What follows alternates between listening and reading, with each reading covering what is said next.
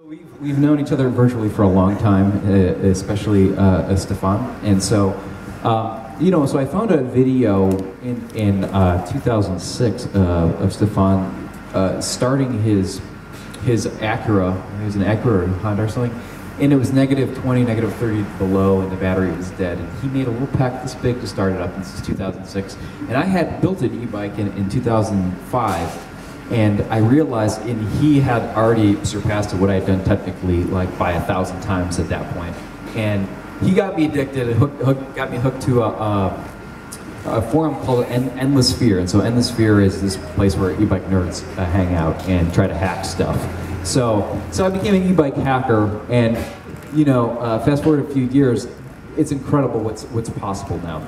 So motorcycles are amazing. Traveling at 70, 80 miles an hour average on highways is amazing, and to be able to go places so quick, it's like a transportation, it's like a teleportation device. You can get anywhere so quickly, and they're amazing.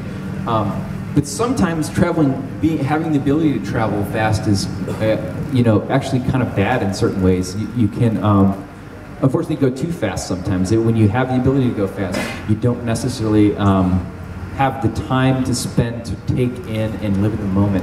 And so that's kind of one of the reasons I really enjoy electric bicycle travel. And so not only is it pretty much the most energy efficient way you could get from A to B, it's also extremely economical and just a great experience. So last year I found out that the record for an e-bike was somewhere around 4,000 miles for an electric bicycle journey.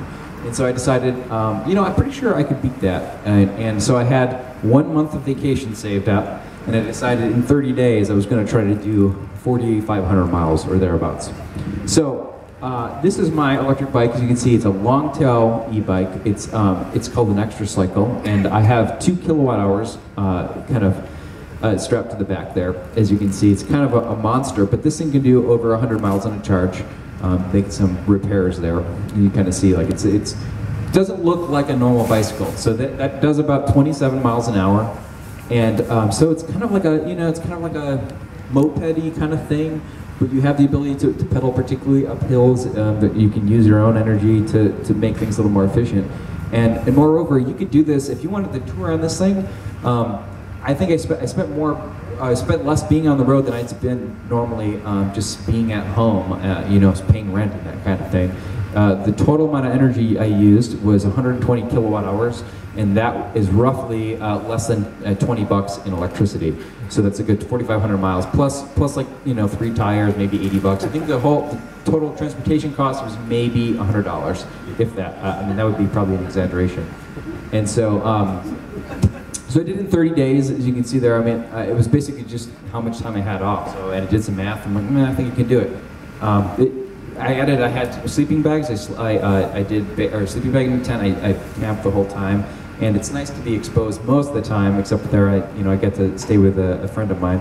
But just these type of places, that's what it's really all about. These bike paths, things like that, places you simply couldn't go on an electric motorcycle.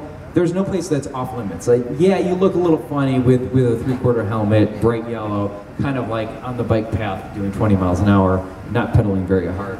But it gives you the ability to go all these places and without basically any cost. You could do this unlimited. So how far did you go on a charge, and then how did you reach it? So, okay, great question. So each charge is about, I think conservatively I said about 60 or 80 miles, so that I had a little bit in reserve. I think I could go up to about 100 depending on what the leg was like. And so I have some additional, you can kind of see in the back, some onboard charger, additional onboard charging. And you can't really see back there, there's a lot of shit on there. But there is basically, I can charge at about 1,500 watts, which gets me charged up in an hour and a half-ish. On a 10 volt.